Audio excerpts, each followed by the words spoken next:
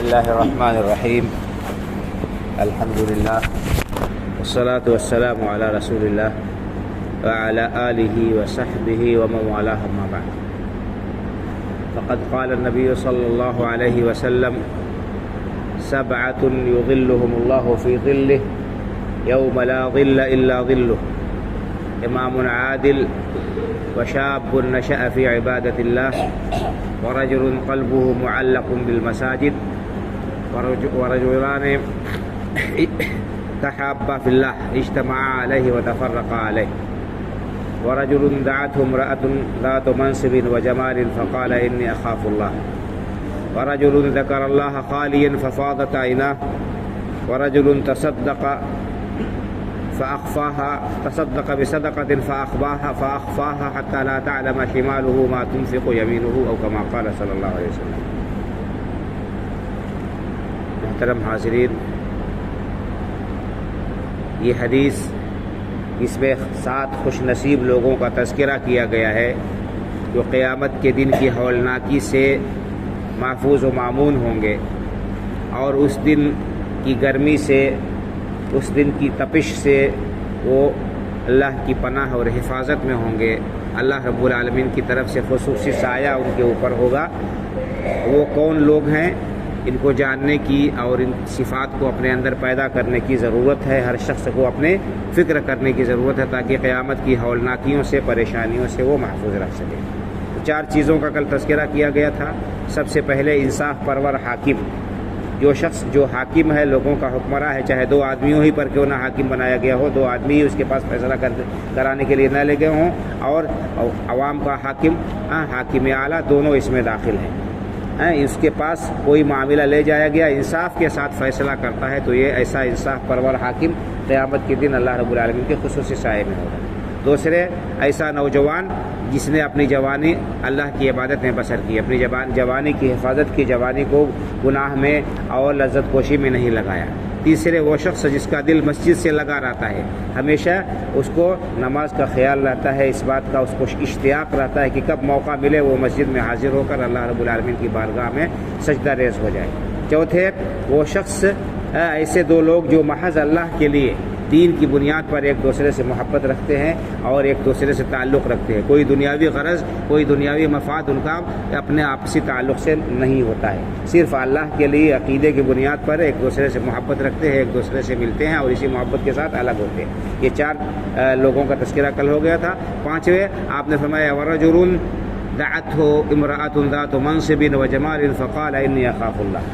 5واں، ایسا اللہ کا بندہ، ایسا پارسا، ایسا متقی و پرہیزگار حضرت یوسف علیہ السلام کی طرح کہ کوئی خوبصورت اور بڑے حیثیت والی عورت اسے گناہ کی دعوت دے، لیکن وہ اس گناہ کی دعوت کو ٹھکرا دے اور اللہ رب العالمین سے ڈرتے ہوئے حرام کاری سے بچ جائے. تو یہ بہت بڑا جو ہے خوش نصیب ایسا انسان ہے، اور یہ بہت بڑی قربانی ہے. عام طور پر کیا ہوتا ہے کہ انسان مرد عورت کو ورغلاتا ہے اور اس پر ڈورے ڈالتا ہے اور اس کو آمادہ کرتا ہے برائی کی طرف، اور عورت بھاگتی ہے. لیکن یہاں الٹا معاملہ ہے. عورت ایک تو حسین و جمیل ہے اور بڑے اعلیٰ خاندان کی ہے، اس کے بعد وہ گناہ کی دعوت دے اور کوئی بندہ اس دعوت کو ٹھکرا دے اللہ سے ڈر کی وجہ سے، تو ایسا شخص اللہ کا بہت ہی محبوب ہے. اور جیسے کہ حضرت یوسف علیہ السلام کا واقعہ قرآن کریم میں مذکور ہے کہ بادشاہ مصر، عزیز مصر کی بیوی نے انہیں گناہ کی دعوت دی لیکن انہوں نے انکار کر دیا. اور ایسے خوش نصیب لوگ قیامت کے دن اللہ کے خصوصی سائے میں ہوں گے. یہ 5واں شخص ہو گیا. 6، وَرَجُلٌ ذَكَرَ اللَّهَ خَالِيًا فَفَاضَتْ عَيْنَاهُ. 6، ایسا شخص جس کا دل اللہ کے خوف سے لبریز ہو، جو اللہ سے ڈرتا رہتا ہو، تنہائی میں اللہ کو یاد کر کے روئے. لوگوں کے سامنے دکھاوے کے لیے نہیں، بلکہ تنہائی میں اللہ سے ڈرے وہ، اور اللہ کے ڈر سے، اللہ کے خوف سے اس کی آنکھوں سے آنسو نکل آئے. ایسا شخص قیامت کی ہولناکی سے محفوظ رہے گا. تو اللہ کے ڈر سے رونا یہ بہت ہی اللہ کو محبوب ہے، اور ایسے شخص کی بڑی بشارتیں اور فضیلتیں بھی آئی ہیں. ایک حدیث میں آیا ہے، اللہ کے رسول نے فرمایا کہ 2 آنکھیں ایسی ہیں جو جہنم میں نہیں جائیں گی، جو جہنم سے محفوظ رہیں گی. ایک وہ آنکھ جو اللہ کے لیے پہرے داری کرتے ہوئے جاگے، مسلمانوں کے ملک کی سرحد پر مسلمانوں کے دفاع میں جو آنکھ جاگ کر یعنی جو پہرے داری کرے، ایسا شخص، ایسی آنکھ جہنم میں نہیں جائے گی۔ دوسری وہ آنکھ جو اللہ کے خوف سے روئے، جس آنکھ سے آنسو اللہ کے خوف سے جاری ہوں، وہ بھی جہنم میں جلنے سے، جہنم کی آگ سے محفوظ رہے گی۔ تو اللہ کی یاد سے کر کے، اللہ کے خوف سے، اللہ کی پکڑ سے، اللہ کے جو ہے انسان روئے۔ ہر شخص یہ جو ہے کوشش کر سکتا ہے، اس کے لیے اپنے اندر یہ صفت پیدا کر سکتا ہے۔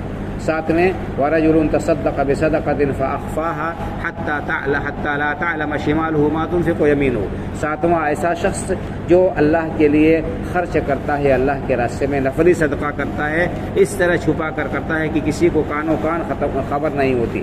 آپ نے مبالغے کے طور پر فرمایا کہ اتنے مخفی طریقے سے وہ اللہ کے راستے میں دیتا ہے کہ اس کا داہنا ہاتھ کیا خرچ کر رہا ہے اس کے بائیں ہاتھ کو خبر نہ ہو، یعنی انتہائی مخفی طریقے سے حاجت مندوں کی، ضرورت مندوں کی مدد کرتا ہے۔ یہ اس کے اخلاص کی دلیل ہے کہ وہ یہ نہیں چاہتا ہے کہ لوگوں کو پتہ چلے کہ وہ اللہ کے راستے میں دے رہا ہے، اللہ کے راستے میں جو ہے وہ خرچ کر رہا ہے، محض اللہ کی رضامندی کے لیے دیتا ہے۔ تو یہ 7 طرح کے خوش نصیب ہوں گے جو قیامت کے دن کی ہولناکی سے، اس دن کی گرمی کی شدت سے محفوظ رہیں گے۔ ہم میں سے ہر شخص کے اندر ایک یا ایک سے زیادہ صفات پائی جاتی ہیں جو اس حدیث کے اندر بیان کی گئی ہیں، جن صفات کے ہم متحمل ہو سکتے ہیں۔ تو ہمیں چاہیے کہ ہم ان کی قدر کریں اور اپنے اندر یہ صفات پیدا کریں، قیامت کی ہولناکی سے اس بچاؤ کے لیے تدبیر کرے، کوشش کرے اور نیک اعمال کرے، کیونکہ یہی اعمال ہمارے کام آئیں گے، اور باقی خاندان، نام و نسب، عہدہ، شہرت، دولت، عزت سب یہی رہ جائے گی۔ انسان کا نیک عمل ہی اللہ کی بارگاہ میں کام آئے گا۔ اللہ تعالیٰ سے دعا ہے کہ اللہ تعالیٰ ہمیں دنیا اور آخرت کی رسوائی سے اور عذاب سے اپنی پناہ اور حفاظت میں رکھے۔ اللہ تعالیٰ قیامت کی ہولناکیوں سے اپنی پناہ میں رکھے اور امن و امان عطا فرمائے، اسلام پر زندہ رکھے، ایمان پر ہمارا خاتمہ ہو، آمین۔ وآخر دعوانا ان الحمد للہ رب العالمین، وصلی اللہ علی نبینا محمد وعلی آلہ وصحبہ اجمعین، والسلام علیکم ورحمۃ اللہ وبرکاتہ۔